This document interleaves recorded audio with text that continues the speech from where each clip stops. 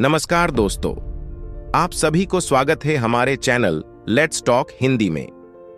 अलक्ष्मी, जिसे दरिद्रा या ज्येष्ठा के नाम से भी जाना जाता है, हिंदू पौराणिक कथाओं में लक्ष्मी देवी की जुड़वां बहन मानी जाती हैं। वह दरिद्रता, कलह और अभाव की देवी हैं। जहां लक्ष्मी देवी समृद्धि, धन और शांति की प्रतीक हैं, वहीं अलक्ष्मी विपरीत प्रभाव लाती हैं।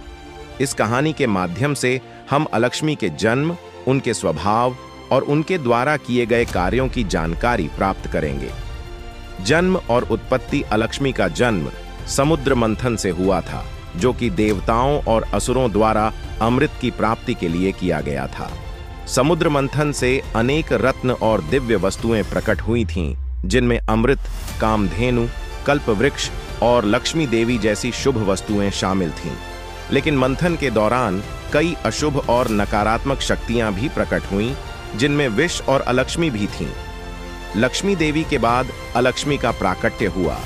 जहां लक्ष्मी देवी को देवताओं ने स्वागत किया और विष्णु से विवाह किया, वहीं अलक्ष्मी को कोई भी स्वीकार नहीं करना चाहता था।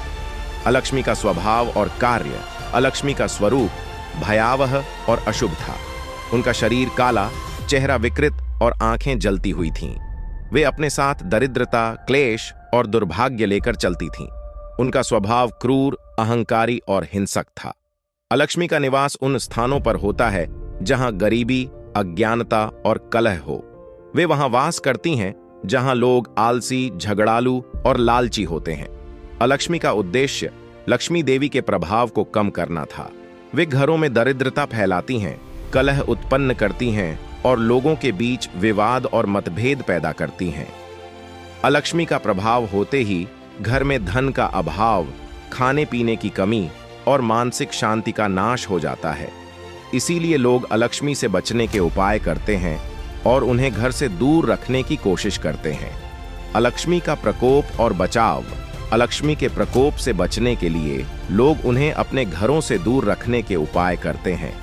मान्यता है कि यदि घर में साफ सफाई रखी जाए, नियमित पूजा पाठ हो और सकारात्मक ऊर्जा का संचार हो, तो अलक्ष्मी उस घर में प्रवेश नहीं करती।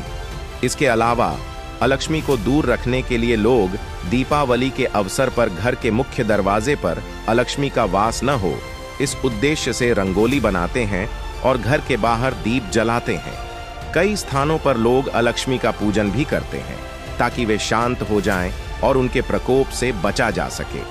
दरअसल यह पूजा अलक्ष्मी को प्रसन्न करने के लिए नहीं, बल्कि उन्हें घर से विदा करने के लिए की जाती है। लोग मानते हैं कि अलक्ष्मी के निकलने के बाद लक्ष्मी देवी का वास होता है और तब जाकर घर में सुख समृद्धि आती है। अलक्ष्मी का प्रतीकात्मक महत्व।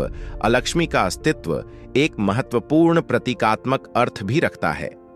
वह हमें यह सिखाती हैं कि जीवन में संतुलन का महत्व है।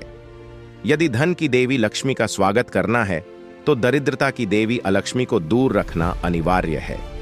यह केवल भौतिक संपत्ति के संदर्भ में ही नहीं, बल्कि मानसिक और आध्यात्मिक संतुलन के लिए भी महत्वपूर्ण है। हमारे जीवन में अलक्ष्मी का प्रवेश तब होता है जब हम आलस्य, ईर्ष्या और अहंकार को अपनाते हैं। अलक्ष्मी के प्रभाव से बचने के लिए हमें अपने विचारों और कर्मों को शुद्ध रखना चाहिए और अपने जीवन में सकारात्मकता और समृद्धि को बनाए रखना चाहिए। निष्कर्ष: अलक्ष्मी की कहानी एक गहरी शिक्षाप्रद कथा है, जो हमें जीवन में संतुलन, शुद्धता और सकारात्मकता के महत्व का आभास कराती है। वह हमें याद दिलाती है कि जहां लक्ष्मी का वास होता है, वहां अलक्ष्मी का कोई स्थान नहीं होता।